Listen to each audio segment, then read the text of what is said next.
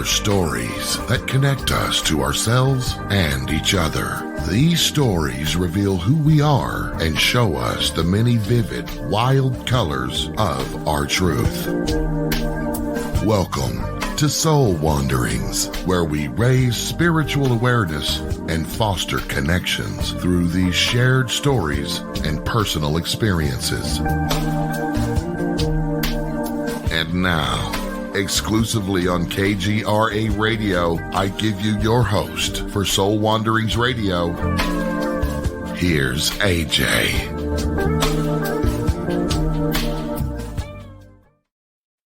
Hello, Wanderers. I am AJ Rasmussen, and this is Soul Wanderings, a show where we receive an opportunity to hear journey stories from humans from all walks of life and all types of experiences.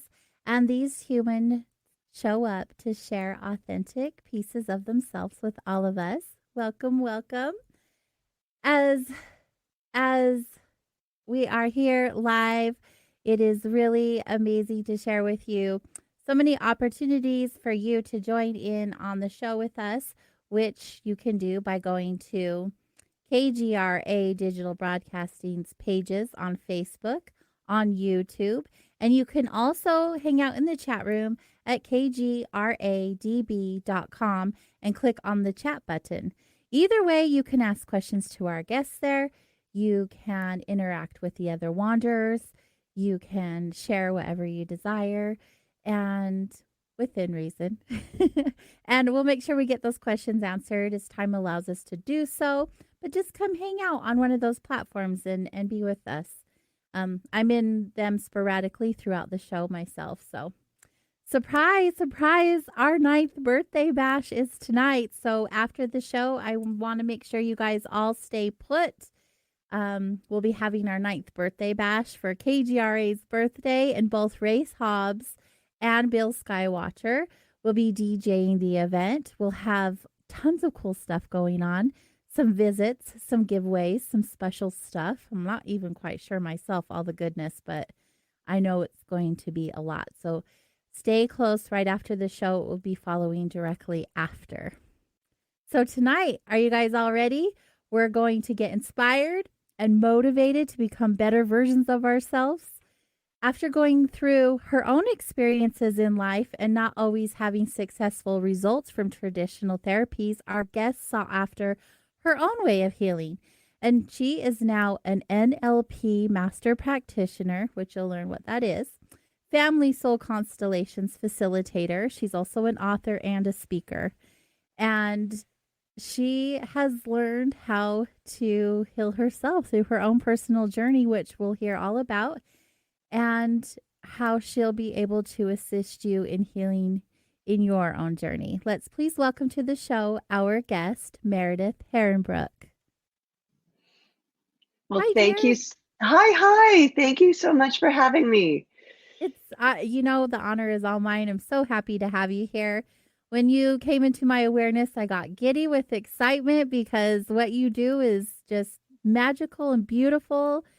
And what I get the opportunity to do during the day with my team. And so we're soul sisters, and I'm happy to have you here. Thank you. So where do you want to start? This is Soul Wanderings. This is the beautiful thing. We get to just wander the next 2 hours and learn more about you. On my show, I like to get to know you before we get into like the nitty gritty of what you do. There's a reason why you got there, right? There's a big reason. Yeah, let's learn about you. Let's learn about who you are, like where you came from, what your past is like, what brought you to do all of these amazing things. And then throughout the show, we'll learn more about that in depth and hear about that goodness. All right. Well, I am currently in San Rafael, California, and I grew up fairly locally in the San Francisco Bay Area. And I have 2 older brothers and fantastic parents. And I will tell you, though, one of the main things that got me to where I am now is because I grew up with premonitions. And premonitions, if you don't know what they are being able to see things in advance. And so I was able to say or dream of things 6 months in advance before they arrived. And then as the event was unfolding in real time, I would go, wait a minute, I've already seen this. And it's not deja vu, where sometimes it might be even a trick of the mind, but it was no, I've had this conversation before and I know what is going to happen next for an extended period of time of maybe up to 5 minutes. So that mainly got me into always questioning, how is it possible? How is this happening? What is going on? What is this universe that we're all in? Just all the deep questions. And so in high school, I really started to dig deep, because you're at that place where you're more individuated and you're curious and you have more wherewithal to kind of just figure it out. That is a perfect time for us to figure things out. When we start Mhm. realizing like we have this life and it's ours. It's when we start getting those motivational and inspirational quotes from our mentors. Like, what are you going to do with your life? What's it going to look like? Exactly. And what's the meaning of life? And do I matter? And, does what I do make a difference? Mhm. Or is it predestined? Like all those huge things where your head can reel from it. And, I can go to the depths because I've gone to the depths. But it took me a while to get there and face all my fears, face all my objections, face lots of old patterns and histories, which we'll get into more later. But it's for those listening, if you are kind of scared at an edge, just jump, because you're going to land somewhere on the other side, and there is another side. But that's the scary part, is because when you can't see where you're going quite yet, that's, I think, the scariest part of the whole thing. Oh, absolutely. We want to know what's on the other side and what's going to be on the ground when we land. We like to Hmm. control and know the answers before everything happens. Hmm. We do. But what happens is the more you start to question, and this is where I kind of want to get into synchronicity, if you will, there was an interesting thing that happened in my 20s where I was learning more about who I was.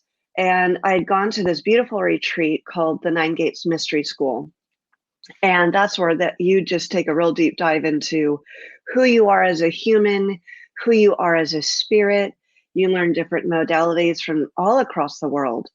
And there's this one thing that started to happen, is when you're kind of in a zone where you're not objecting, you're not resisting, and you are just completely present and happy to see what's next. And when you would ask a question in that moment, I remember I was on the bus and I was reading something in the newspaper, and there was a word I didn't even know. And sure enough, like 2 days later on that bus, someone else was talking about the definition of that word. And it was a word I had never heard of before. And it was just something very, very small, right? And I go, now, wait a minute, how is that possible? Are my filters changed, or is Mhm. something else happening? And it could have been a little bit of both, right? When you buy a new car, you previously, did not know any of those cars existed as much as they do. But then you're driving down the road and they're everywhere, right? But anyway, so there were some synchronistic patterns I started to figure out. And I go, well, if I'm asking a question and somehow it's being answered, well, then what if I ask other questions, or what if I make other desires and so forth? So I started to, just kind of play with it and dig deeper into how we're all co-creators of this whole magical universe. I love that. When you have that awareness, when that new thought pattern comes into your mind and you realize that you are part of something so big. It's Yes, it's it's humbling. mhm. What has been your experience? What have you Um, felt during that? similar, very similar. I ignored a lot of it in the beginning because I didn't know what to do with it. I wasn't surrounded by people, places, or things that supported what my new awareness was. And so I sought after that. I went and looked for those type of people and had the conversations so that my mind was able to expand, and from there all kinds of things happened, as you know they do. Hmm. There's no going back. No, why would you want to go back to kind of a smaller box when there's all this magic happening and being, co-creating in this higher vibration? Yeah, And I'll tell you though, I mean, I'm a mom and I'm a wife, and even though there are these layers that you can operate on, there's still the very tangible that will still kick you in the butt if you're not listening. So you have to play a few more layers. Um, However, what I love about it when the awareness increases is that you realize more and more that whenever you're in a rut or you're resisting or you're butting up against something, is it has more to do with you and what you're resisting and not believing and so forth than anything else. So the outside world is just reflecting and teaching you what your next step is, basically, that I've learned. Yeah. Yeah. And just like that saying goes, what you resist persists. Hmm. It's so true. Yes. And when you say, no, no, no, I am right, and so forth and so on, yet the universe kind of tells you differently. And you go, all right, let's have a conversation.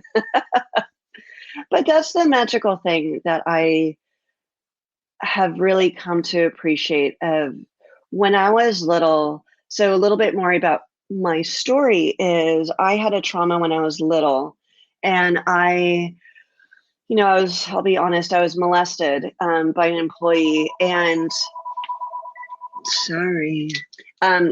And what happened was, one, it was overwhelming.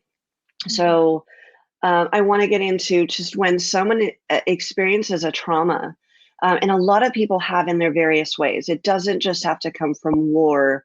It can be long abusive relationships. It can be just an overwhelming, 5-minute experience that your brain gets into what's called fight or flight. And you get into kind of your reptilian brain, which is the base part of your brain. And the front part of your brain turns off where you're reasoning and more logic based. And you end up just getting overwhelmed and stuck. So it's fight or flight or freeze. And then when you're in trauma, then you end up staying in that place because your brain goes, all right, I'm in this trauma right now. And then as time passes, you've survived that moment. And then the brain goes, oh, that worked. That response worked. And my subsequent beliefs worked. And it's not conscious. This is not like having a dialogue with yourself, but this is an instantaneous reaction and solution to, if I survived this, then I'm going to replay that program forever and ever until something better comes along. And that's why we have a really, really, really hard time shifting, is because we have to get to that imprint of whether it's a small belief or a big belief or wherever we're stuck. We have to go to that initial spot.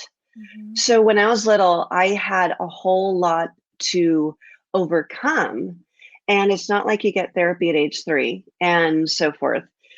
So it took me until really my 20s and early 30s to really make the shifts. And that's where I found NLP, where, you don't have to work for years to have an epiphany. You can do change work within like 20 minutes, which is amazing. So that trauma really got me into NLP, got me into family soul constellations and Huna work as well. And that change work is so astounding. And I am so grateful to have this platform and you, AJ, to bring all these amazing wisdoms to the world, because I think Western medicine has its place. And but there are so many complements to it, Mm-hmm. right? There are so many ways to experience a healing and to move through to a better place, to that higher vibration where you and I have experienced it more often, and we can get up to that place more often. But you haven't been able to achieve it, and you haven't been able to or even experience it. I'm wanting more people to experience it. And that's what I love about the work that I do, is because you can transform someone's experience very, very quickly with grace and with a lot of support, a lot of emotional and mental and otherworldly support. Yeah, it really is a magical modality. I guess magical is going to be our word of the evening. I think it is. We both Yes. keep saying it, and I'm just like, wow, there's obviously a reason why, right? So I well, first of all, going back to the trauma, I, my experience, not only with myself, but with most of my clients and a lot of my customers, they don't come into this way of being without having gone through something traumatic or along the lines of, affecting them on a significant level.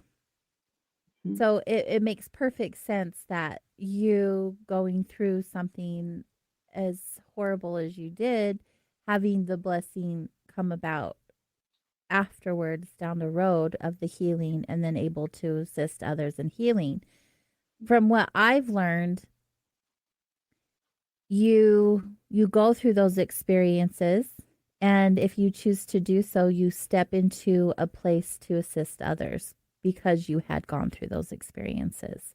Like there's a rhyme and a reason, and not that any of those things happen for a reason. I don't believe that those things always happen because they were meant to happen. That's not how I believe things, but I do believe that there are no accidents. And so here you are finding yourself on the flip side of things, healing yourself through this modality, well, all of your modalities, and being able to help others.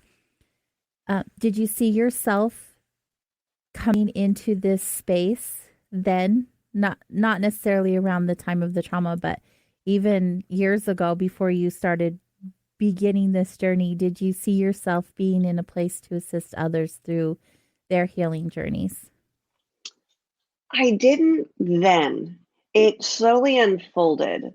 Um, Growing up, I felt really displaced, and trying to find my tribe and my just all of that. I just felt so out of touch. Like I just didn't connect with people on so many levels, and I don't quite know why. Maybe it's just because I vibrate differently. I talk a little. I don't know. I don't know what it was, but I didn't. Nothing really clicked. There are Mm-hmm. some small things that clicked, but it wasn't like a kerplunk. Mm-hmm. And but now that I can understand the path better, that I can in my book, Becoming Ridiculously Awesome, who doesn't want that? I Right. talk about following the ribbon of light. And that's the best way I can describe anybody's path, wherever they are, is that when you are searching, right? And to follow back, I'm a very good meanderer and a wanderer. So please Good. follow me Good. here, Please do. is going back to following this ribbon of light. It's when you are, doesn't matter where you are, you have to figure out where you are and kind of objectify it, quantify it, and kind of label it in a way, and then say, where do I want to go? Right? It's that creating the intention. And and don't put limits on it or what it should look like or feel like or necessarily even a time frame, because sometimes it shows up a little bit different or a little bit better or a little bit, later than you expected. And the more I listened, sometimes I would go, okay, well, I'm ready. And sometimes I would get back, well, there are a few more pieces that need to be put in place elsewhere Mm-hmm. for then it to come together. And So that's where my premonitions and my intuition came in was, oh, sometimes it was the answer was, well, not yet. Just hold your horses. You keep growing. You keep doing your thing. These other things aren't ready yet. But then when they were, then it was that synchronistic, like, boom, no resistance. It all was fantastic. So growing up and learning to just find myself in a way with this body and with this format, if you will, in this lifetime, I didn't plan, but now that all the pieces are in place, I go, how could I ever want to do anything else? If I have learned these things that are so effective and powerful and so transformative, and it got me through, 0 to 100, if you will, within a span of a few short years, versus being so frustrated and crying and just trying to deal for 25 years. Well, I'd rather take the faster route. Yeah. And I want other people to find a faster route. I know someone, it's actually a family member, and I was sharing, what I was getting into with NLP and stuff. And he goes, and he has this belief system that, no, you have to go to a psychiatrist. And maybe it does take 10 years to have an epiphany.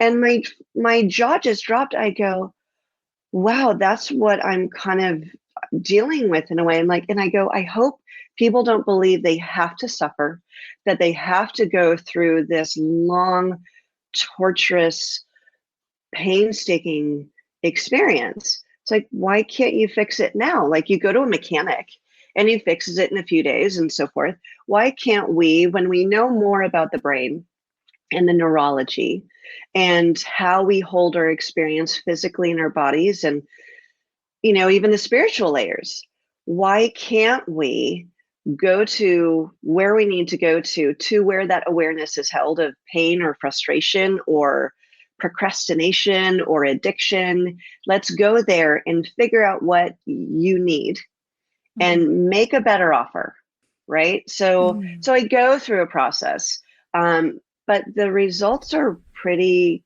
astounding. Yeah. And you don't need to wait years. And that's why I love what I do, is it's powerful. And I want people to be happy now. Right. Why right. wait? Why wait? Why would we put ourselves through that in hopes in 5-10 years that we'll get there, because it's not a guarantee. And also talking about all the things isn't always the best way to heal the experience. And so when we get back, I let's talk more about this NLP stuff, because I know you only introduced it and there's so much to learn about it. So when we return, we'll be doing that. So everyone stay close. We'll be right back.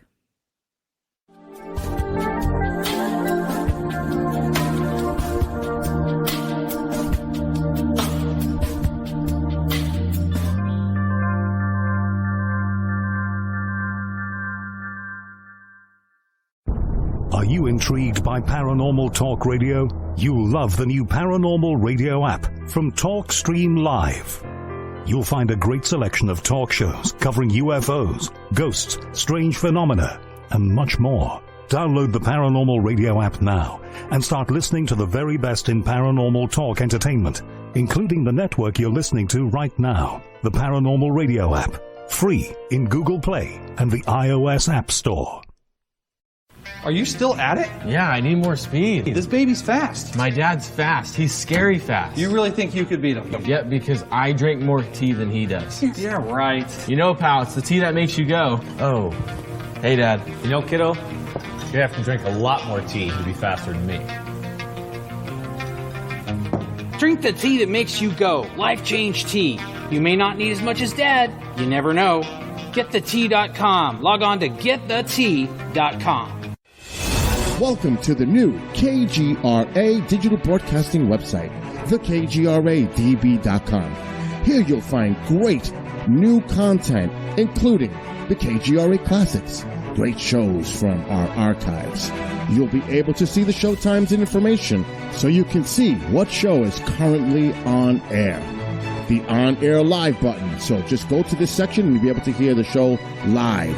with exceptional sound quality. We also have the Vault section. Make sure to subscribe to get access to great content and special features.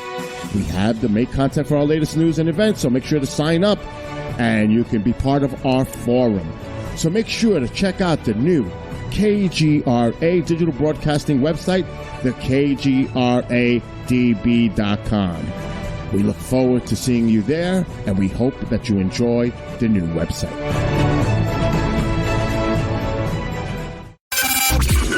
Mainstream media's most wanted. KGRARadio.com.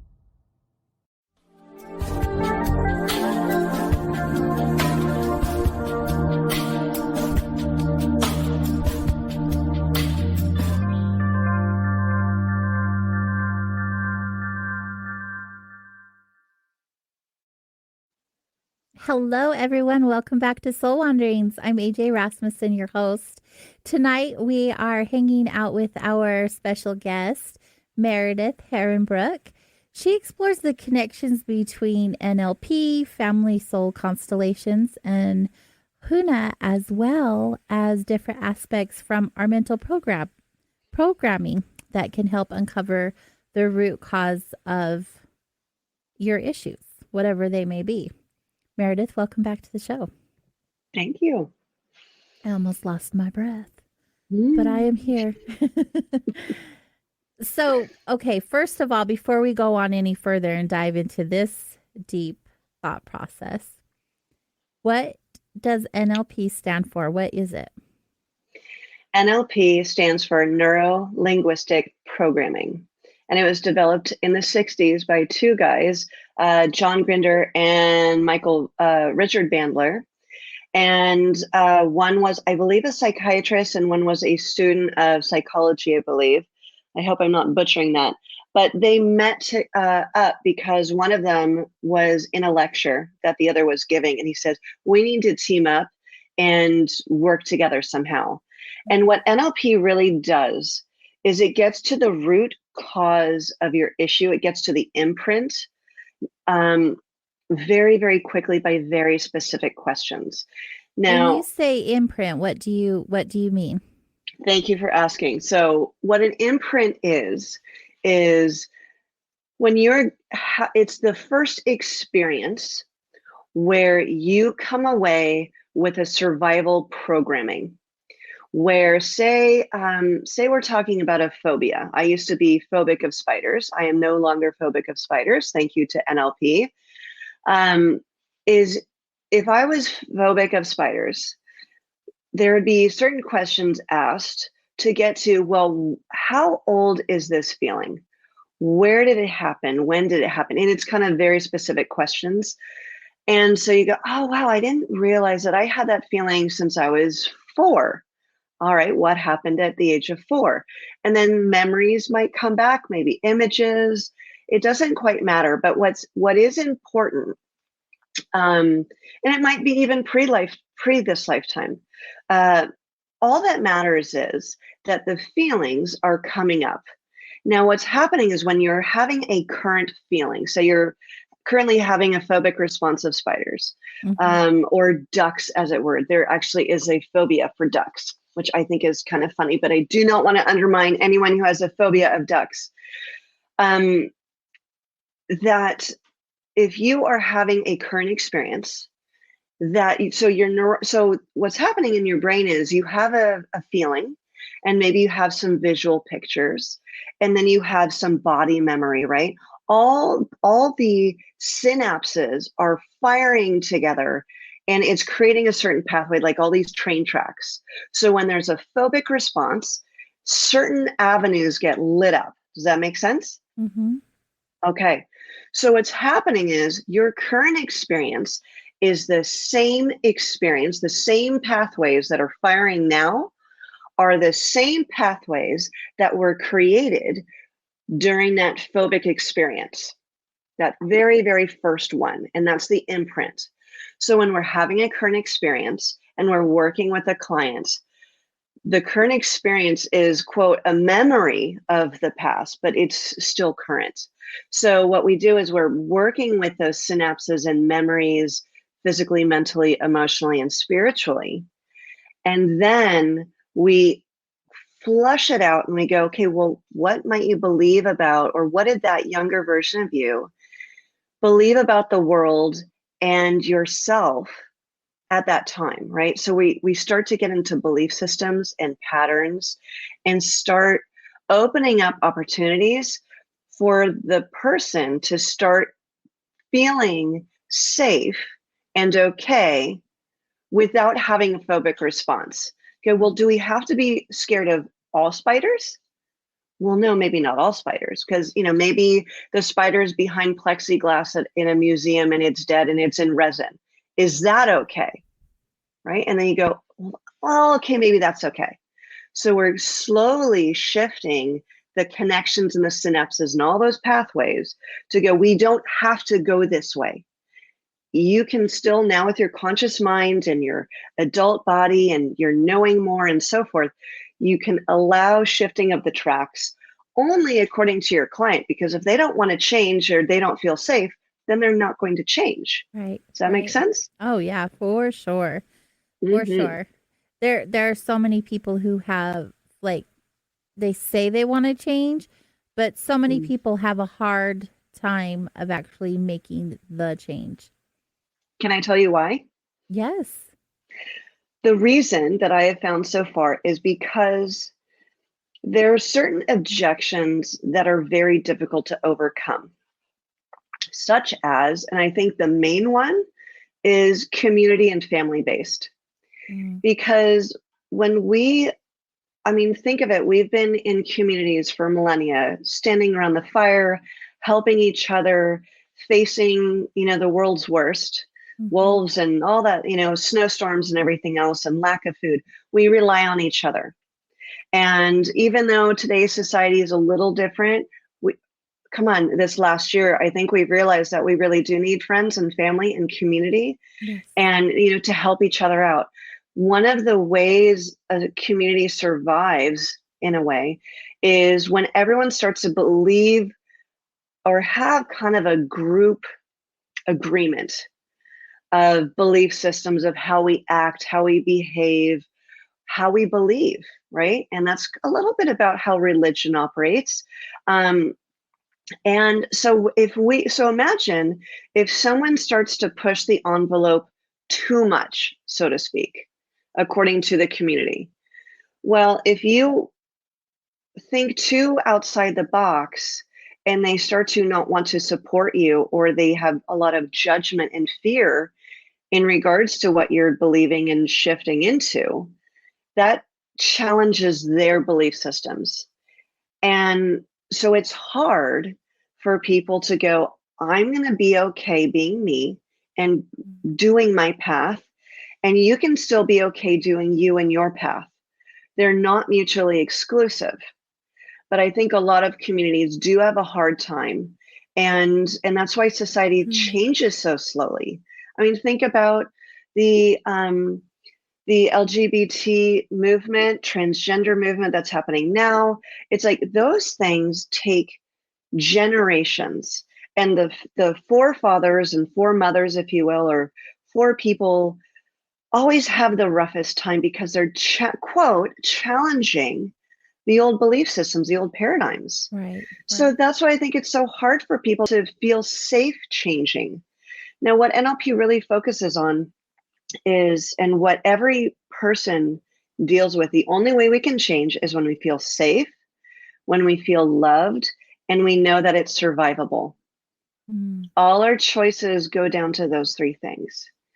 And so if you can feel that simple, it's that simple. And you can put any label on it, but it's those three things. It's what everything boils down to. And you seem to have had lots of experience of, that's it. Yeah. I've had quite a journey, and I wouldn't be here if I hadn't. So much gratitude.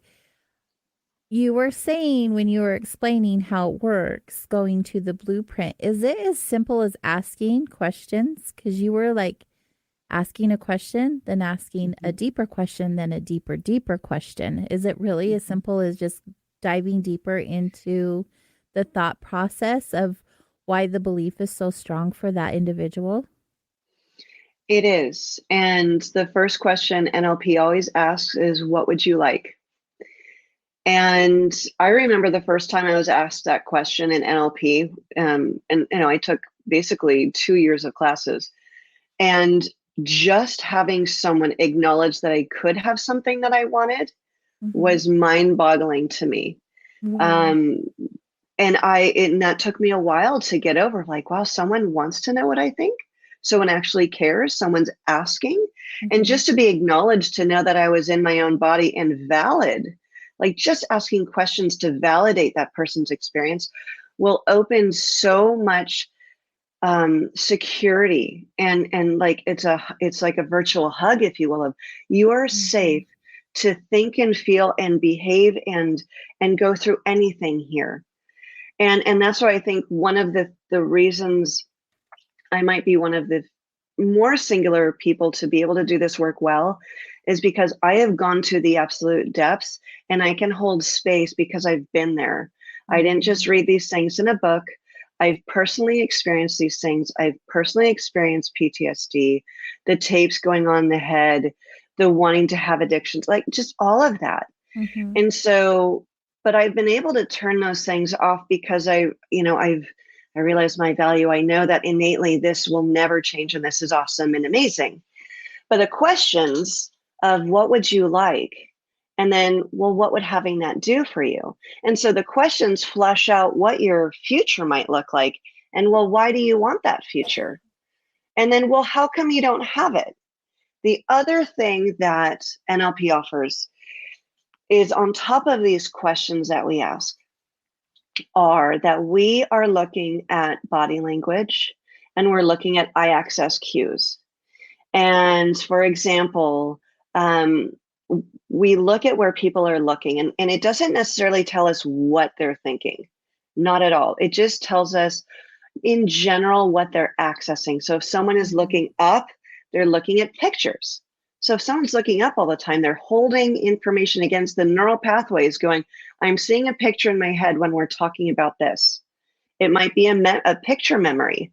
It might be a picture worry of what might happen. We don't know.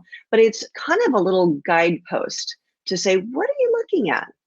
And then if you're having an auditory response, it goes, they're going to look maybe to the left, of, okay, what are you hearing in the past? Okay, what are you hearing? You're looking to the right. Where are you hearing to the future? And so forth and so on. So that helps us get to, all right, what were you thinking and feeling and doing when you were having this experience? And you flush out those questions and all the challenge questions. Because if we knew how to change, we knew that it was possible and that it was great enough and rewarding enough, because we operate on rewards, then we would have done it already.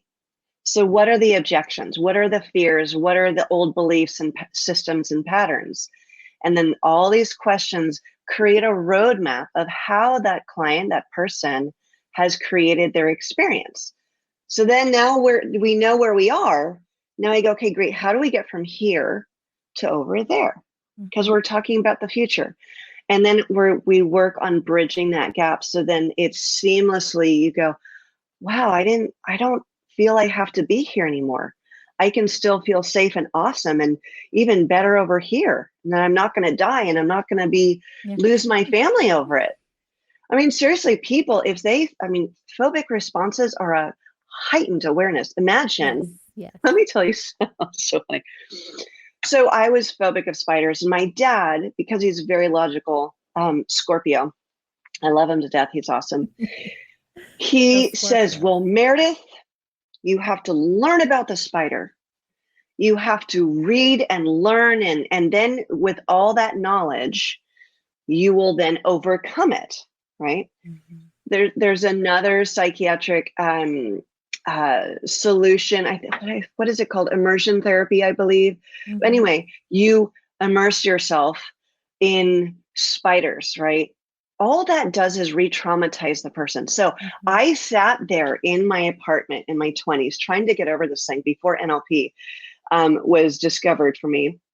And I was watching arachnophobia over and over. I'd watch it once in a while. I go, okay, I'm going to get over it. I'm going to do it. This is going to be amazing. Okay. And all I did was squirm and just go, oh my God, you know? And that's what I think a lot of therapy does, is it re-traumatizes you. Let's not do that.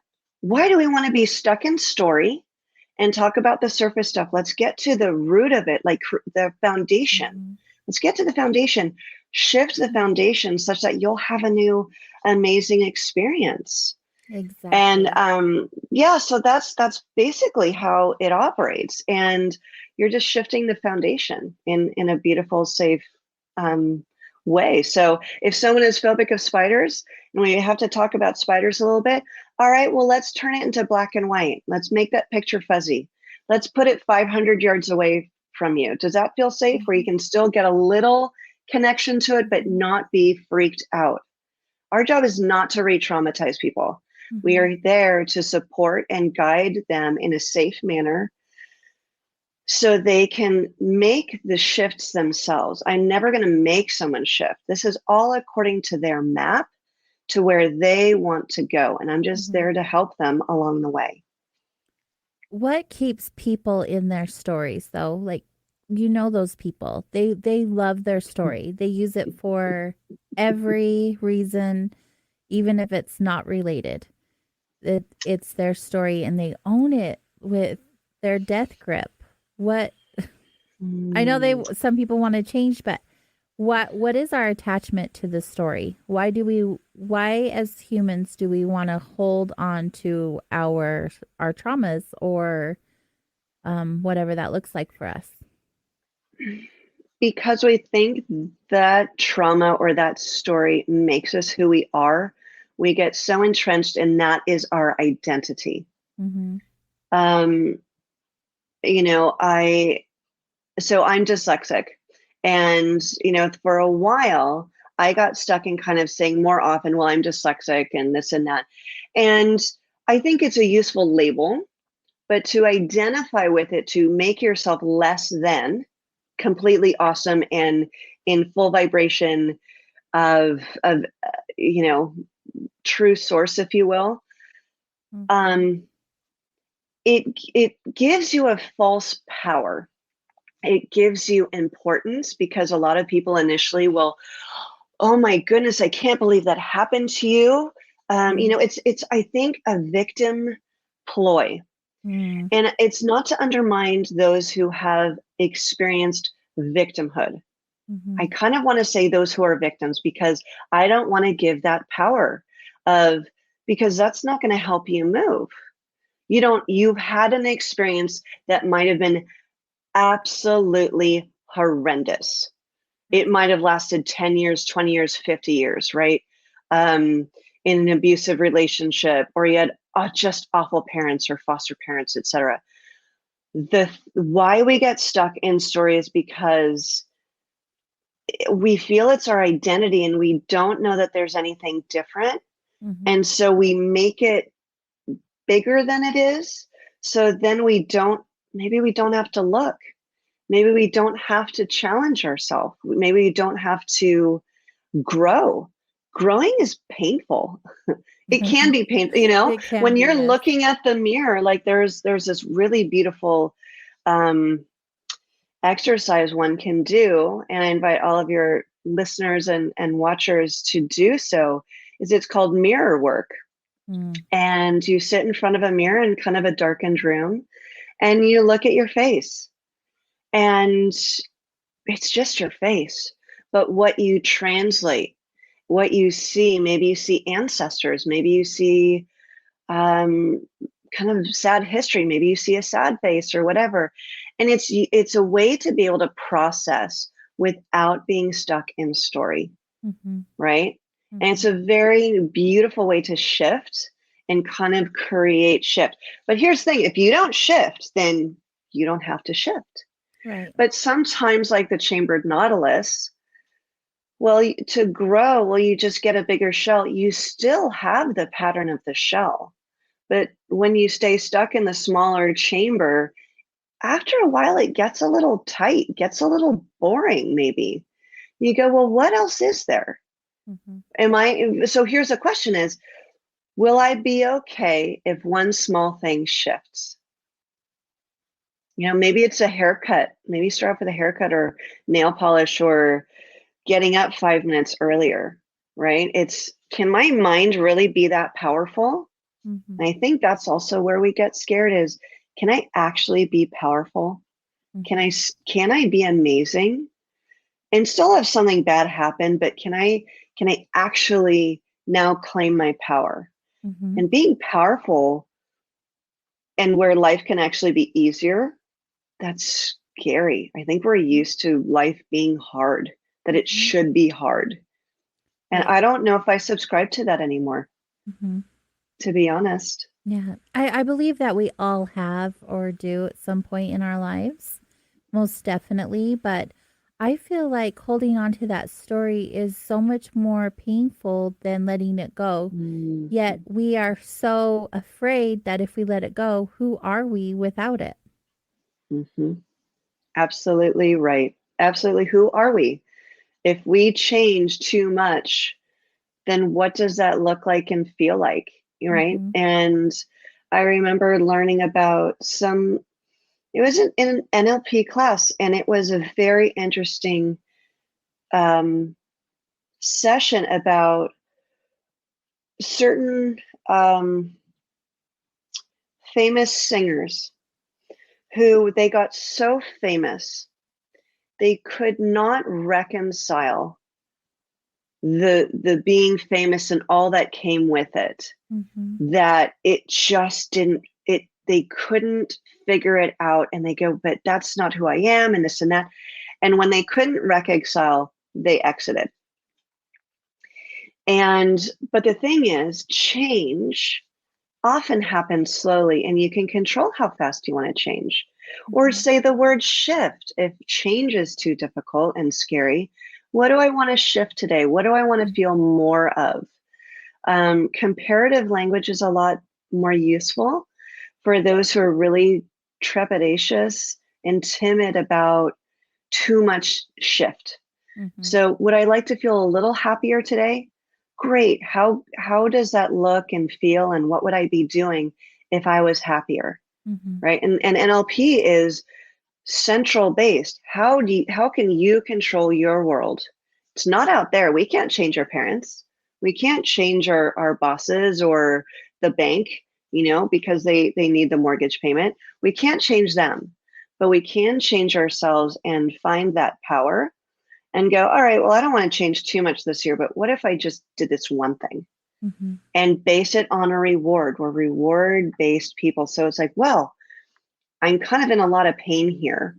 As you were saying, it gets very painful to stay in this place, right? That, well, what if it wasn't quite so painful? What would that look and feel like, and what would you be doing? And then you go, wow. And it forces your brain to think outside that current experience. And then you can go, oh, you're starting to look for the how. You're starting to look for the possibility. And now your brain can start creating a new way of being. But if we don't ask the questions, if we don't look outside and we stay stuck on our story, we're not going to shift. And then until it gets too painful, like we started off in the beginning, a lot of people who, like me, who have been through a really sucky experience, it has to, I guess, be bad enough for you to go, this is so bad, there has to be a better way. Because my neighbor's not having that experience. That person's successful. That person seems to feel good about themselves. That person seems to be laughing more often, and et cetera, et cetera. So maybe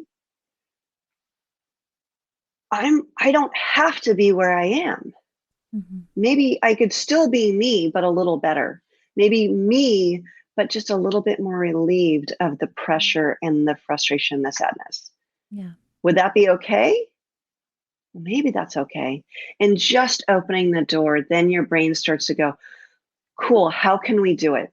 Let's get it done. And then the wheels will start turning because now you've introduced possibility and hope. Right. Now you've opened the door for other solutions. How long does a process like this generally take? Like, I know we're all individuals and it's all up to us what we decide to step into. But once the process is going, how immediate is the response?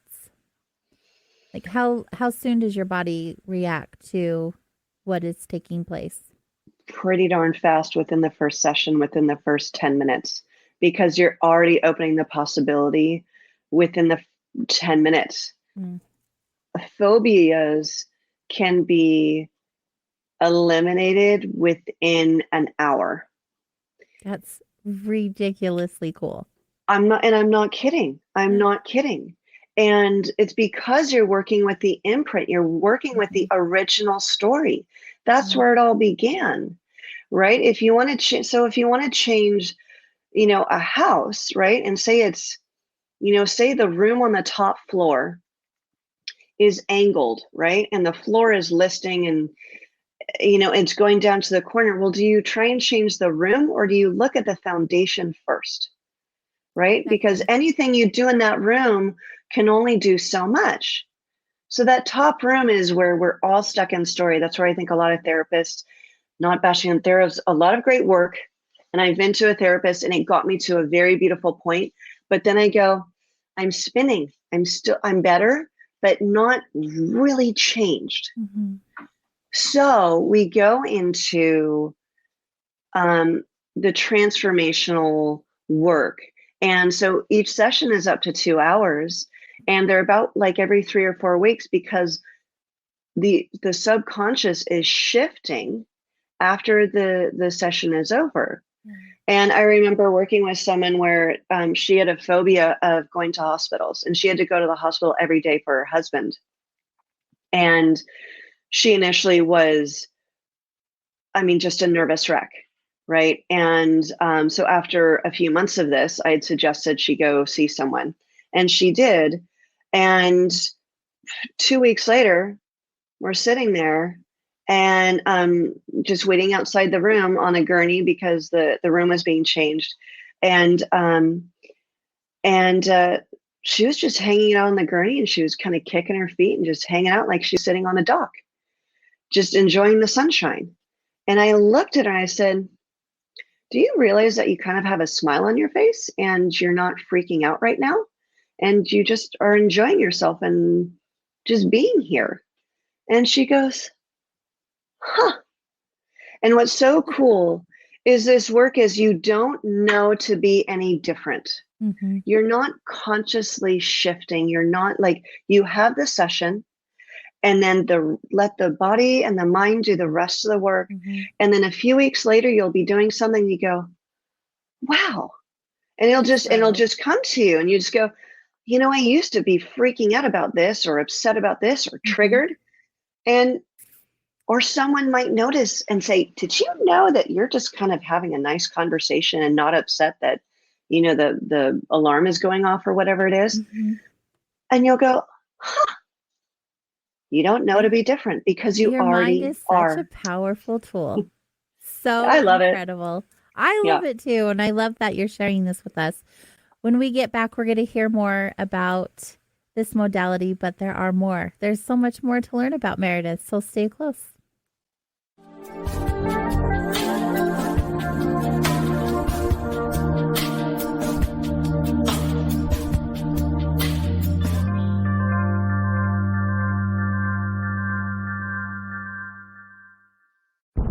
Are you intrigued by Paranormal Talk Radio? You'll love the new Paranormal Radio app from TalkStream Live. You'll find a great selection of talk shows covering UFOs, ghosts, strange phenomena, and much more. Download the Paranormal Radio app now and start listening to the very best in paranormal talk entertainment, including the network you're listening to right now, the Paranormal Radio app, free in Google Play and the iOS App Store. Are you still at it? Yeah, I need more speed. This baby's fast. My dad's fast. He's scary fast. You really think you could beat him? Yeah, because I drink more tea than he does. Yeah, right. You know, pal, it's the tea that makes you go. Oh. Hey, Dad. You know, kiddo, you have to drink a lot more tea to be faster than me. Drink the tea that makes you go. Life Change Tea. You may not need as much as Dad. You never know. GetTheTea.com. Log on to GetTheTea.com. Welcome to the new KGRA digital broadcasting website, thekgradb.com. Here you'll find great new content, including the KGRA Classics, great shows from our archives. You'll be able to see the show times and information so you can see what show is currently on air. The on-air live button. So just go to this section and you'll be able to hear the show live with exceptional sound quality. We also have the Vault section. Make sure to subscribe to get access to great content and special features. We have the make content for our latest news and events, so make sure to sign up and you can be part of our forum. So make sure to check out the new KGRA digital broadcasting website, thekgradb.com. We look forward to seeing you there, and we hope that you enjoy the new website.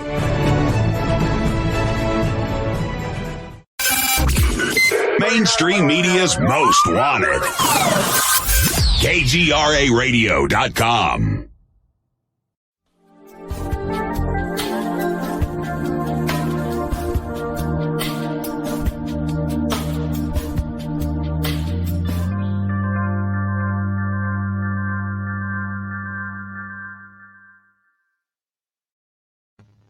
You are listening to Soul Wanderings here on KGRA Digital Broadcasting, Salt Lake City, Utah, and Hudson Valley, New York. I invite you to visit our website, kgradb.com. There's exclusive content, and the KGRA Classics are now available. I encourage you to have a visit and see for yourself. It's so good. And we'll know more about this new website if you guys stay tuned right after my show for KGRA's 9th birthday bash. You can be in the know. Everyone wants to be in the know, right? Tonight we are visiting with our special guest, Meredith Herrenbruck, and we've been talking about NLP. It's magical, which is our word of the evening.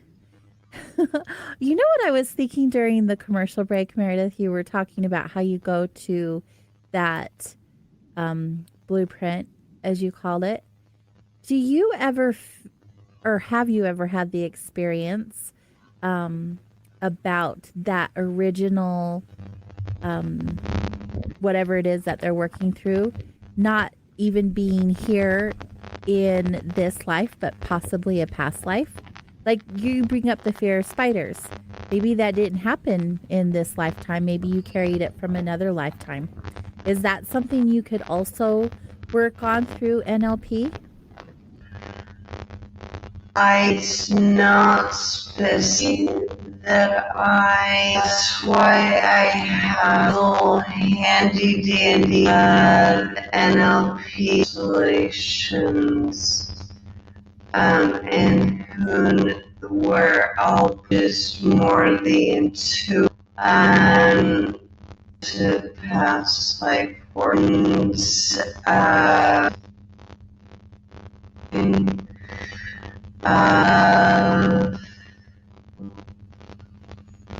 once going there. I can Meredith, I'm going to interrupt you really quick. It seems like we're having a situation with your voice. Everything you're saying is coming across alien, literally, which is so crazy because we're talking about past lives now. Let me they're advising that maybe you leave and leave the studio and come back in. Oh, there's Bill. Okay. Alien now. Meredith, if you could just leave the studio with the little X at the bottom and then re-enter the stream with the link that was provided to you. Yeah, that was crazy. Should straighten everything out. Got it. Hold on. And AJ, I have to say, cool. when she was talking about spiders, my skin was crawling. Yeah, you're not a fan. I was, but she helped. She helped me. She did. And here Really? she comes back. Oh, she did. Let's see if she's Already. Awesome. yeah. Let's see if she's fine. Let's bring her back. I'm here. Is it working? There you go. Yes. Okay. Good. Now I How's it can't go, ladies? so unfortunately. So now we can understand you, Bill. Goodbye. He went away. So unfortunately, I'm going to have you repeat what you were just sharing. And she can't hear us. So, hold on. I'll just let her know really quick. There we are. I'm right you here. Hear me?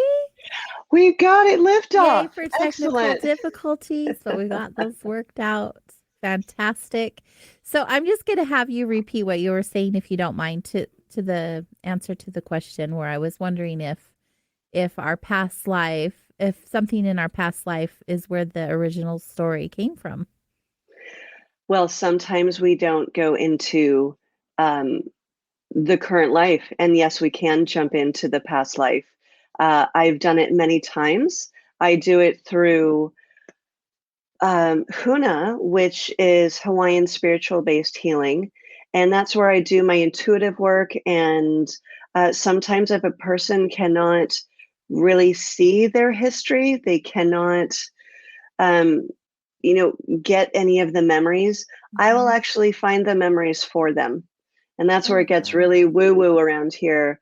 But I certainly can do it. And I do that regularly, where if a client just has a feeling and goes, I have a chronic pain, or I have a chronic nightmare, persistent nightmare or whatever else, I can what we call journeying for that person. And I will close my eyes and pictures and memories will come flooding into my system. And then we'll flush it out and see what the resolution needs to be. And then that person will be healed from that. Incredible. I love diving deeper into different lives, especially when it comes to experiences we're having in this present moment and how they are relating to one another. Yes, especially relationships that we have with one another. Yes, you think the person you're oh, well, not even. I mean, we can even talk about the spouse we might be with, or a child that we have. And if you have certain feelings towards that person that just might be a triggered response, sometimes that's old past life energies that you guys haven't resolved. So it can really be whatever is stuck.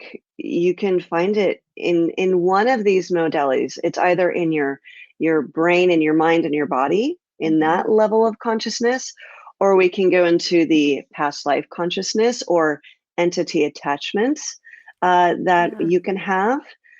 Or it's family soul constellation work, which is the stuck family energies that are being brought down through the system. Okay, so you've brought up two modalities that you practice, the Huna and then the family soul constellations.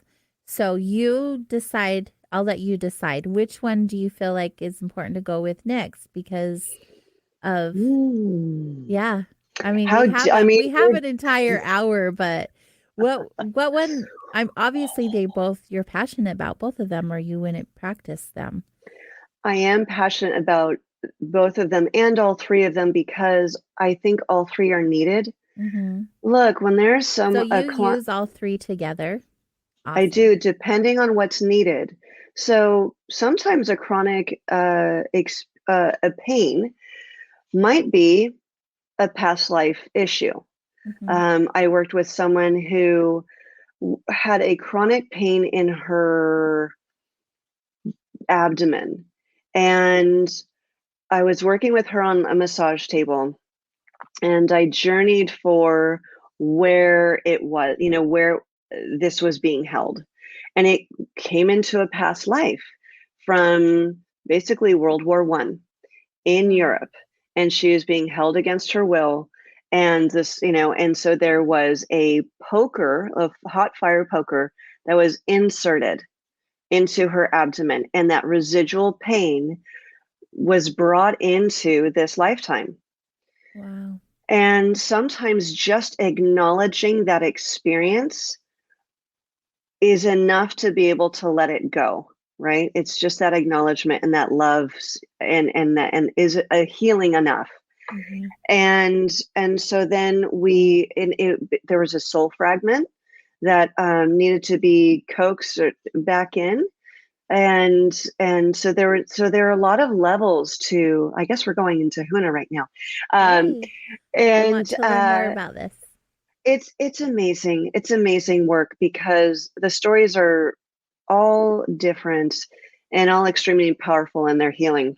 Mm-hmm. And anyway, so I healed the soul fragment and I brought it back into her body. And this is all done by intuition, feel. I don't know how otherwise to explain it for someone who hasn't experienced it before.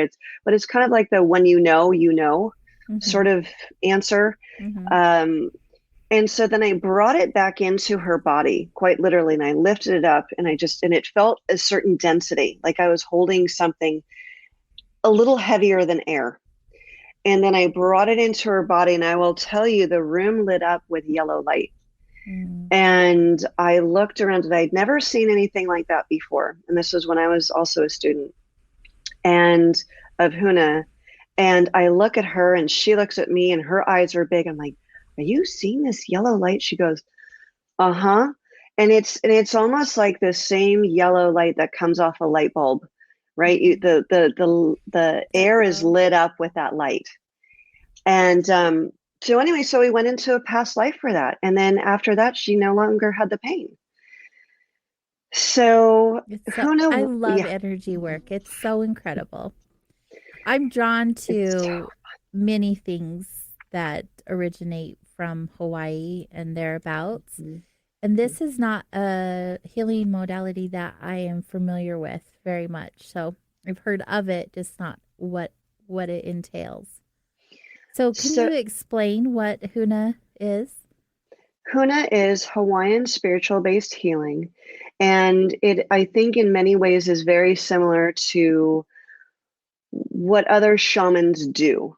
Okay. Is they tap into the non-tangible vibrations, experiences from past and present, not typically future. Supposedly future hasn't happened yet. But we work with the past and the current experience in whatever ways needs to happen. Mm-hmm. Now, and so the kahuna are the healers of the islands, and there are many different kinds of kahuna. Mm-hmm. There used to be, I would imagine, a lot more of, there would be a kahuna for war to build up the troops, if you will, the warriors, to bring energy and have the ancestors assist and so forth. There are a lot of energies that we cannot see that do exist, that have consciousness. Ultimately, everything has consciousness, but they would bring them in.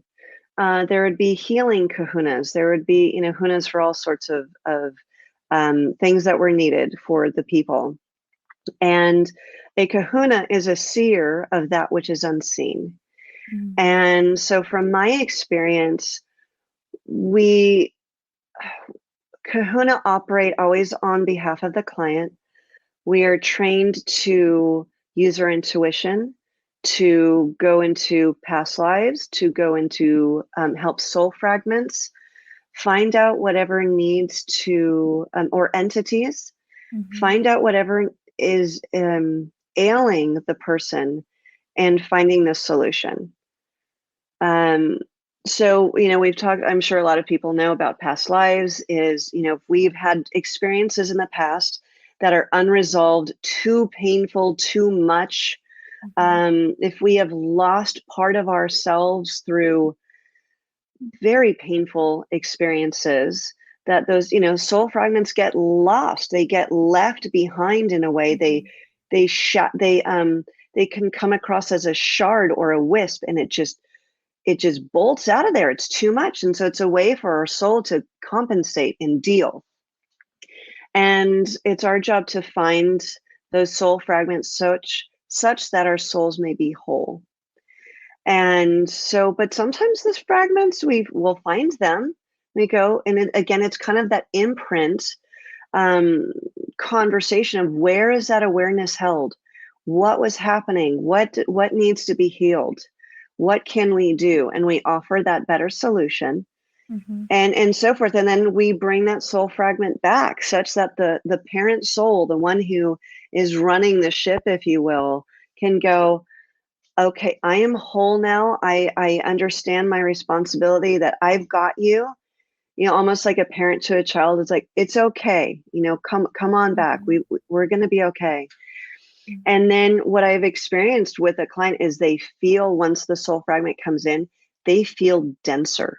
They feel thicker. They feel heavier. And I did one work with this really tall guy. He was actually what's called a walk-in. I don't know if you know what that phrase is, but he was a soul who, the original soul of a person decided they didn't want to be here anymore, and they wanted to leave. And this other person, this client, was a soul kind of cruising about and goes, hey, you want to go? Well, I want a body. And they go, great. And so they make an instantaneous deal and they switch.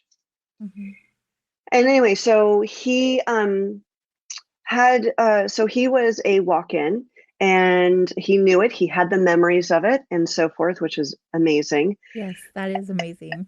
So a lot of people will remember one or two things, but he remembers very clearly. Wow. And they look a little different too. They kind of look like they're wearing some odd clothes or something. I don't know, you can just kind of tell. Really? And anyway, so then I was working on a soul fragment for him. And then when I put the soul fragment in and we were done with the session, he stood up and I put my hand on his shoulder. I go, there's more of you here. And he goes, I feel different. He goes, I feel fuller. And when I had a soul fragment placed into my body, my voice changed. Wow. It was very interesting. It was deeper, it was fuller, and it was very interesting. So is this different from NLP, where NLP, the individual really has to show up and do some work? Whereas this, they can literally lay on the table and you do your practice on them? Yes, it is different. So yes, NLP is much more of a conscious, we're having a conversation, connecting with the mind, body, and maybe the spirit and stuff. Huna, we will still ask questions, but if they don't have the answer or they feel uncomfortable or whatever, then I will definitely step in and help them where they need to go. Absolutely. That's fine. Yeah.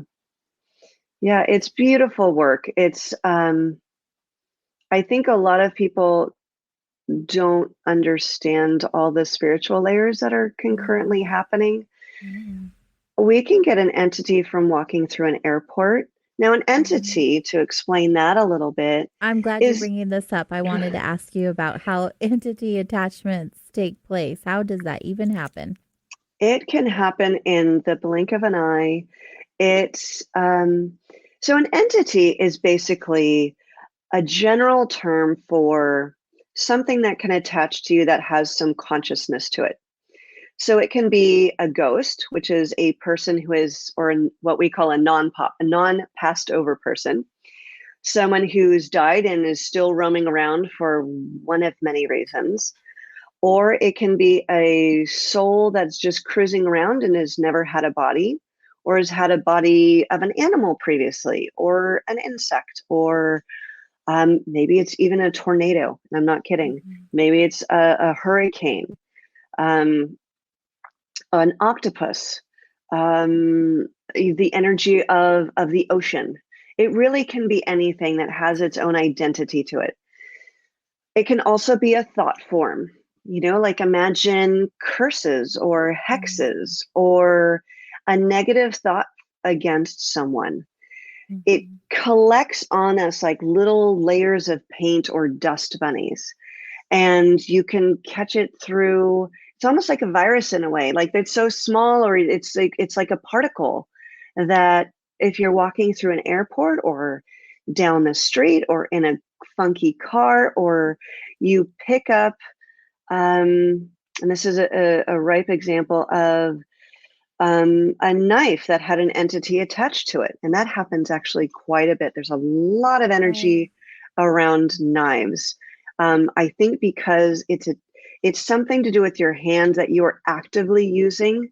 I have not currently experienced anything with guns. I think it's kind of like there's a separation, right? The bullet itself is separated and it goes through the chamber, but a knife is personal. Yeah. And so anyway, so energy can attach to it. It can either just be energy, or it can be actually an entity. And then it can just show up, and the energy from that entity or those entities, often people have multiple entities. It imprints on you. And I don't want to kind of use that word again because I don't want any confusion to happen. But it it influences your experience, maybe positively or negatively. But say an entity had an addiction of smoking, or maybe, I don't know, online shopping, or whatever it is, that those feelings will be experienced through you. So if you never smoked, you might kind of want to smoke, and you go, why is there this character change? Right? Or why am I all of a sudden angry all the time? Or why am I all of a sudden sad all the time? That gets me to something very important I want to talk about. When family members pass away, sometimes they go to, I don't know, whatever you would want to call it, the great beyond, heaven. Sometimes they don't go because they feel badly. They will miss you too much. They feel obligated. They just want to help you because they love you so much. Just think about a parent who doesn't want to leave their 10-year-old child. But there's this horrible accident. They go, no, I want to help you. I want to be with you. I love you so much. What happens though, I have noticed this every single time, when a family member or a spouse attaches to that live person, that live person will be very negatively affected, and they might be crying a lot more often. So such that year of mourning will not be a year of mourning. It might be, well, it'll go on forever. They will be thinking of that person all the time. They cannot let go. They might not be able to marry a new person because they're still married in a way. All those sorts of attachments shift our experience such that we're not fully present in living our lives, I think, in the way that's most useful and why we're here. And so if anyone's experiencing that, or it has experienced, and they just go, wow, that kind of rings true. Those are some of the things I can help with to help. I may know someone who's having that experience. Yeah, I can help disentangle that such that, the person alive can live life and all it has, and enjoy life and all it has to offer. And then the passed over or the non-Passover person can then be able to move on as well, reincarnate or be an angel or help out, but not be attached at the hip, which is not the best place. I've not found that to be useful. No, I don't see how it could be. Is that something that you pick up on when you meet with a client, or do they already know when they come and see you, like, something's going on with me? Often they will say, something's going on with me. Something doesn't feel right. I'm crying all the time. And there are certain phrases that people will say where you go, I know where exactly to look. Or there are phrases like, I've lost a part of myself. That's soul fragment, most likely. I cannot stop thinking about this person. I cry every time I think about this person. I can't get over this person. I mean, just like the cannot move on. I know of someone who was in her 30s and her husband unfortunately passed away in an accident. She has not been remarried, and that was 15 years ago. And I go, of course we want to honor the person. And, you know, but it's not in her modality to never marry again, but it was I cannot stop thinking about this person. I cannot stop being sad about that person who is lost. And that's where I go, this is not just a psychiatric mental thing. There might be something happening here that needs to be looked at.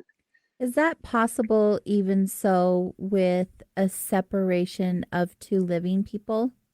Because I've worked with people who seem to have those same experiences, but the person is still living. And not like a codependent, like I can't live without them, but like a soul-crushing loss. Yes. And what I would do with that is, that's a little different, but that would be basically cleansing all the Aka cords. Now we have energetic cords, almost like umbilical cords that we've had right in our mama's belly that feed us and nourish us. We have cords to people we're very close to, and maybe to everyone ultimately, right? We're all connected. We're all part of the same stuff on the grand sense. But when we're looking at the soul to soul, I would look at the Aka cords, like, and they can, and if there is a relationship that is just not working out, right, for whatever reason, it's toxic, or one person just can't get over their addictions or can't get their stuff together, whatever their traumas and dramas are that they're working on, the other person just goes, I love you, but I have to save myself. I just can't be in this relationship anymore. Even though physically they're separated, they can still be emotionally and in a way non-tangibly connected through what's called Aka cords. And they can kind of be, they hook into each other, and they can hook into one place or multiple places on the body, in all the chakras, anywhere. And what's important to do is to cleanse them. I've been working with this on, do you want to necessarily slice them and do that and separate? Let's look at just clearing them first, such that it is a balanced relationship. And look at that first before we go, this is still out of balance. Let's let them go. And you kind of, and you do this, you like literally pull them out and you let it go back. And then such that you are your whole person at that time. If you want to invite the cords back in a balanced way, that might be the next step. But that definitely, when two people are alive, can definitely happen where they are still connected by these cords. Is that where a process of cord cutting would come in handy? Or you would want to cut cords between two people? Yes. And my colleagues and I have kind of evolved that, well, do you want to cut it or do you want to cleanse it first? Because do we want to really negate part of who we are? If we're all connected, that's in a way a sense of rejecting. You have to be out of my life. I am not part, right? So that which you resist persists, that which you reject, you're not, it's like, so how can we just shift our vibration higher such that that can be a more balanced and not a main artery, if you will. Does that make sense? Absolutely, yes. Yeah. I mean, I just know so many people who that's the first thing that they resort to is, let's just cut the cords. Let's just cut the cords. And I realize, like, for me personally and what I've experienced and have helped others go through, it sometimes does more harm than good. It's not necessarily what you want to be doing. Yes, it's kind of leaving somebody out in the cold, and everyone needs nurturing. everyone needs solace. Whether you're the person leaving the relationship or the person being left, it's a hard process for everybody. And you might say, I'm tough and I'm just going to just shut it down. That helps for a while. And okay, that's one way of doing it, of course. I think it's kind of from an older society of up to the 1960s of let's just be tough and get over it and muscle through it and all that, because we didn't know of a better way. Doesn't mean you need to go, do a retreat for 5 years and be all at peace and one with yourself. But I think there's a better, more gradual way of doing it such that you remain whole and centered and balanced, and you can still allow that person to be that person without you falling over for their experience. Right. You can still witness and honor without jumping into their experience and feeling you have to fix them or take care of them or whatever it is. Yeah. I agree, and I'm glad that you shared that, because that's a thing, and I feel like people need to hear exactly what you just said. Going back just a little bit to the sharing of the walk-ins, there was a statement made by Alan from Paranormal Now. He has a show here on the station. I always like to give him a shout out if he's in here because he's pretty rad. But he made a statement. I wonder if we sometimes walk into a parallel reality and may not even be aware of it. Now that's going deep. Good. I love this guy. All right. Yes. I had to share it because I was like, wow, that's deep, Alan. That's so good one. I really respect that question. So I've been toying with trying to figure out this whole time thing because of my premonitions, where I could see things 6 months in advance, and then I got good enough such that I could see things 3 days in advance. Oh, wow. And I didn't have it all the time. However, in high school, there was a time where I was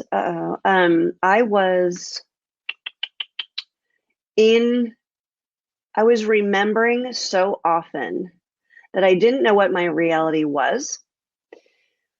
So that was a very tough experience, but I think that was kind of my mind playing tricks. As far as, are there parallel universes concurrently occurring? I kind of think so. Are different times happening at the same time? I think absolutely. There's a story of actually, I was driving to a lake for actually a project. I was doing architecture before I came into this line of work of life coaching and this healing modalities. And I was driving to this lake, and it's normally an hour and a half drive, maybe about an hour. It took me about 3 hours to get there, and there was no traffic. There was nobody on the road, and the houses looked really old and beat down. And I'm like, and it felt uncomfortable. It just felt really, really, really, really eerie. And so I kept driving, and then finally it started to feel better, and the sun came out. And then I landed at my destination, did my, plans and so forth and so on. I was there for a few hours, and then I drove back. It took about 45 minutes to get to the freeway. And I didn't know what the heck that was. But then I since heard other stories about their parts of the world, and it might be due to the geomagnetics of the earth, such that time will shift based on where you are. I'm not quite sure. But I've heard enough experiences where people have experienced time or a different time currently. So I think if parallel universe, I loved, what was the show? well, there's Outlander, which is the current one where she jumps back like 300 Yes, I years, love which is that show. great books. one. The books. Oh, I love it. But there was So good. Fringe. There was Fringe where it talked about Yes. parallel universes and kind of that mind-bending experience. I don't rule it out at all. Yeah. From what I've experienced, I think it's kind of all concurrently happening. Mhm. It's just our awareness that is shifting. Mhm. Yeah. I feel the exact same way you do. It is about awareness and what is coming into our awareness. Yes. These Yes. questions too are opening those doors. So thanks, Alan. Thank you very Without much. asking, but not asking. Tell me more about family soul constellations. That is, gosh, all the work is so amazing and transformative, but this is a really interesting new modality that I think a lot of people have not heard of. I've never You know, heard of it. So a lot of people have heard of shamans, right? And that sort of thing. So Huna, a lot of people can go, okay, I can bridge that gap. Got it. You know, you're working on behalf of the person and so forth. And you know, maybe it's entities, maybe it's, you know, so forth. And healing the person spiritually. Family soul constellations is working on behalf of the client who is holding on to stuck family pain.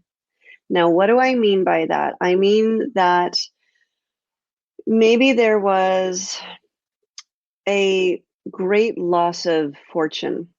Maybe there was emigration. Maybe there was war. Maybe there was murder. Maybe there was a big victim perpetrator experience that happened in the family, such that the person in the family was very negatively affected, huge, and it was never emotionally resolved. Okay. And so a lot of times people sweep it under the rug and so forth and so on. And then everyone's got their opinions, their judgments, their ways of being post-trauma. And then the younger generations will be born and grow up and unconsciously grab on, and they will never have heard of that energy, that stuck trauma. They won't know of it at all.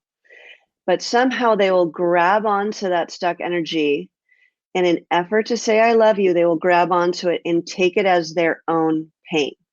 And when you have your own pain, then the consequences will occur. So, and that's what Family Soul Constellations does, is it uncovers the imprint. Again, it goes to the root source of where the stuck pain originated, what happened, who was involved, what needs to be healed, who needs to own their responsibility, who needs to be brought back into the fold, all those sorts of things. And how can we acknowledge this pain and let it go? And once we do that, and the format I'll get into in a second, because that's really a trip too. But once that pain and everything is resolved, then it kind of sends an energetic ripple in real time to all those involved. So what you're doing is you're clearing kind of 7 generations above and 7 generations below. Wow. And the client no longer has to hold on to that pain because that pain is no longer there. So it's almost like a soul fragment being stuck in time. It's in this time capsule, and we have to uncover it and go, okay, what do you need? You know, kind of like, do you need a hug? Do you need acknowledgement? Who needs to, you know, and what the current generation is saying, I will point to this and say, this needs to be fixed, but it's all unconscious and we wreak havoc in our own lives. And so we're messing our lives up, unable to have close connections, unable to feel successful or gain success, whatever that means to that person. You know, so if there's a loss of fortune 2 or 3 generations back, and the current generation says, I just can't seem to get my stuff together. I keep somehow sabotaging my world such that I can never keep a job, or I can never get promoted, or I can never, whatever, find my happiness.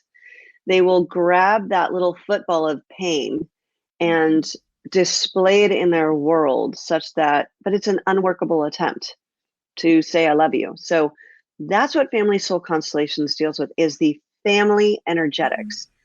But you can apply that whole format to almost anything. You can apply it to chronic pain. You can apply it to entities, attachments. It's a format that can work with whatever you need to deal with. Absolutely. So when you're using all of these modalities and the work needs to be done outside of the client in front of you, say the 7 generations back, are you able to do that type of work without their permission? I am. And I'll tell you why. And this is very, very important. So I never come into an environment where I go, hey, I'm going to go do this. And I'm just going to, have my hammer and nails and I'm just going to change everything. Mm-hmm. That's not how it's done, because that's not, one, done with respect. That's not done with support and love. That's done with a lot of ego, which I really try and stay out of. I am here on behalf of my client. I'm going to have to change my earbuds here. I apologize. Let's see how this works. All right. Can you hear me okay? Yes. Okay, good. Thank you. So what happens is I can do the work on behalf of the client because there will always be an ancestor who I can ask. And I might not know that ancestor's name specifically, but I might go, oh, great-grandmother on your father's side. They're giving permission. Okay, now we're having a hard time hearing you, so you'll want to go closer to your audio. Thank you. I thought you were going to swap them out or something. Oh, and now we can't hear you at all, darling. So, sorry, I was talking to Bill in chat. Yeah, it's your earbuds. So and you're on mute, actually. It looks like I can see that here from your screen. So, all right. Now we can hear you. Are we back? Good. See, I didn't need Bill or Eric for that one. I love it. Okay. Okay. So, where were we? So, with Family Soul Constellations, yes, I can ask any ancestor, because who wouldn't want the most for their grandchild, great-grandchild? Right. They want the happiness. They say, look, I've had pain, or my, maybe the ancestor above the one who has the stuck pain goes, I don't want anyone to have this pain. I want you to live life and love where you are and give to yourself and the world. If you ever ask that of any parent or grandparent, what do you think they're going to say? Yeah. They're going to do it, right? Well, and we're much different people wherever we go, right? My belief is. Yes. Because, some of them may have not wanted that because they were just not good people here. Sure, but thank goodness we have lots of grandparents to ask. So there'll always be many. One. Oh, yeah, we can circumnavigate one and go to another, but it's always an effort for the betterment and happiness of the client. It's not to make them negative or give pain. It's always to raise that person's awareness and vibration such that they don't have to suffer anymore. Right. So with that altruistic ticket, if you will, there's always going to be an ancestor who says, yes, of course. And you feel it. You feel it in the room. Yeah. Yeah. What's been an experience that you've had? You said you feel it. So obviously you're a feeler and you're an intuitive. Yes. You probably have had some pretty amazing experiences working with clients and their healing. Are there any that stand out that you're like, this changed so much for me? It was the most beautiful or profound or magical moment I've ever had. Wow.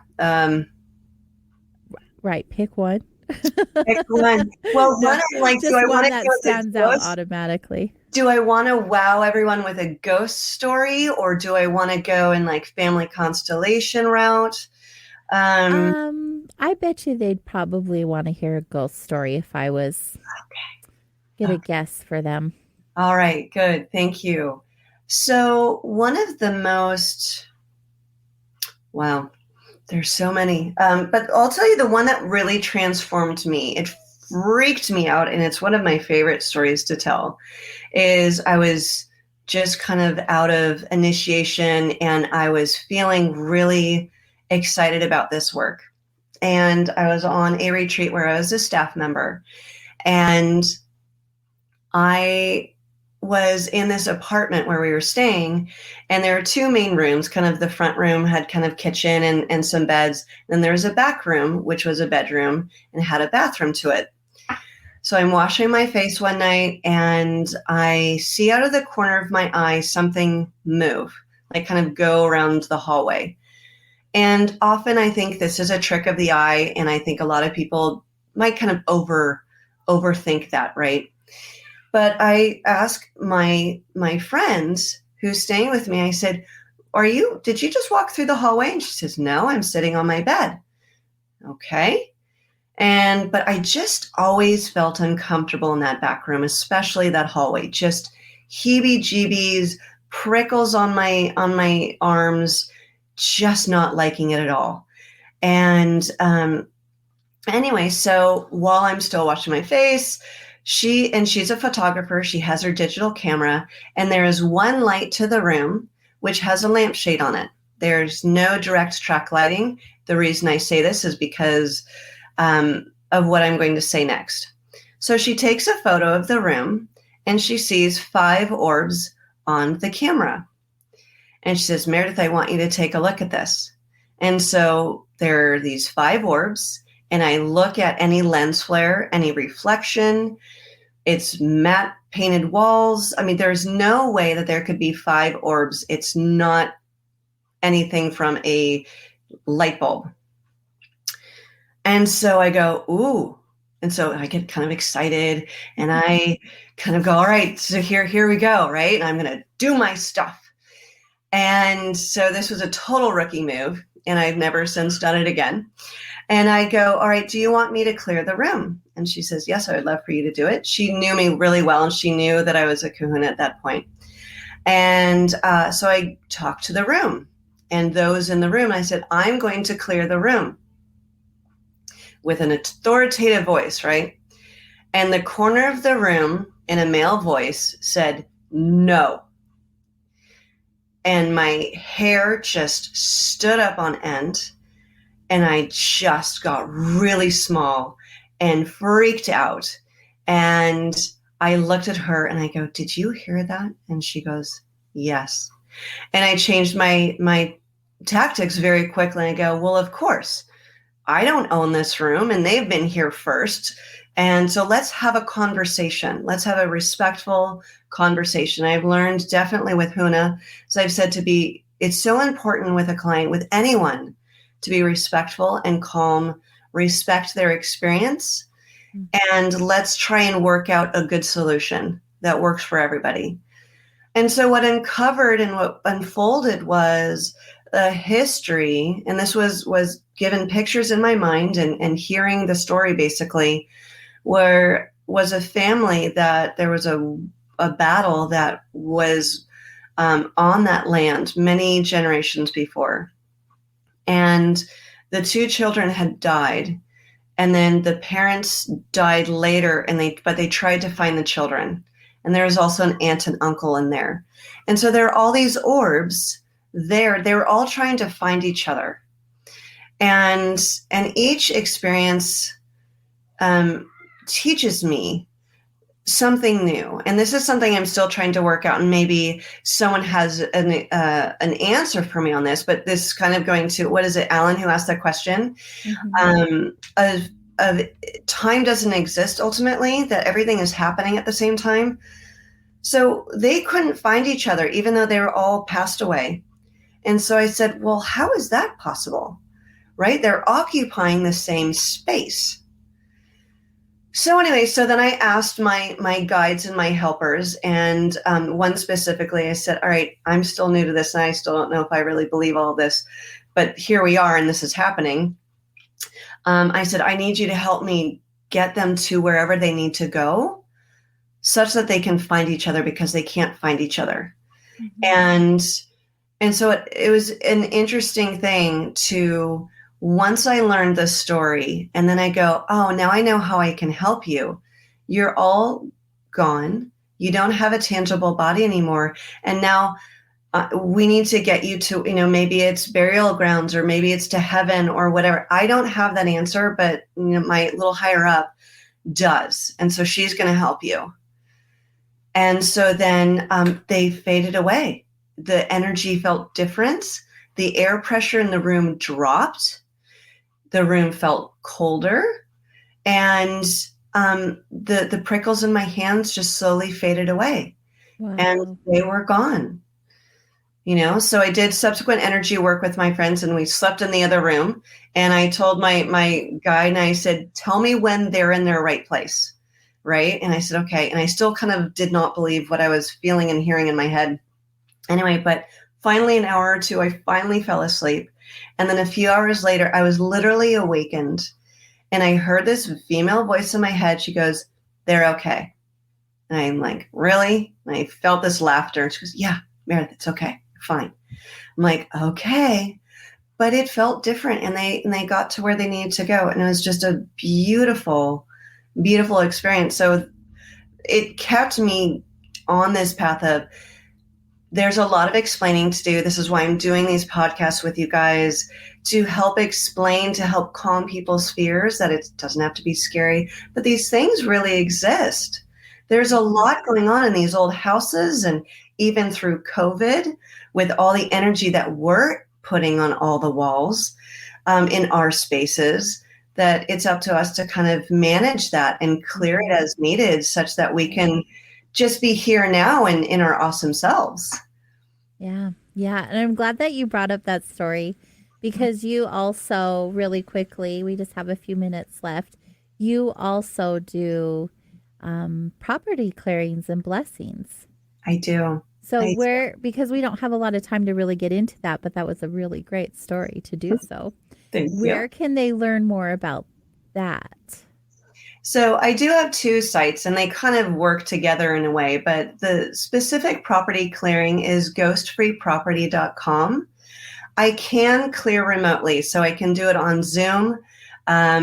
It's kind of amazing, but since there's ultimately no space and time, I get all this information, from where I live, in the ways I do. I don't know how it works, but I can clear remotely. Small houses, big houses, land, it doesn't matter. I always love to be on the property. Ultimately, I get more information, but the work still, carries on. What about with all of your other modalities? Are you able to do those remotely as well? Absolutely. I do it on Zoom. I can do it on the phone. I love Zoom. That's a great way of doing it. And so, yes, sign up for Living Your Awesome. And so you can just have a free consult with me. It's 30 minutes. It's absolutely free, no obligations at all. And we'll have a chat on how I can help you and what you need. And we can kind of create a game plan. Yeah. Living Your Awesome. I like that. And we have just another minute. You are also the author of Becoming Ridiculously Awesome. Who doesn't want that? And you guys can learn more about that on her site, livingyourawesome.com. Very catchy, Meredith. Thank you. It's been so much fun getting to know you better and the work that you do, the magical work that you do, I should say. Thank you. Seeing how that is our word for the evening. Keep doing it. Keep shining that big, bright, shiny light of yours, because the world needs it, most definitely. Thank you. Thank you. It's amazing work. And I'm glad to bring it to everyone, because everyone could feel better. Who doesn't want to feel better, right? Yeah. I mean, I already feel better just hanging out with you. Well, thank you. Thank you, AJ. I know that our listeners can concur, because they're very active in the chat room with all the good things. Good. All the good conversations, all the stuff that we like to talk about. So thank you again. You have a beautiful night and hope to have you back with us again. Thank you so much. Take care, you guys. Thank you. You have been listening to Soul Wanderings here on KGRA Digital Broadcasting. Make sure you guys stay close. In just a few short minutes, we're going to be having KGRA's birthday bash with Race Hobbs and Bill Skywatcher. So stay close, everyone. Until then, have a great week, and we'll catch you next time. Happy day.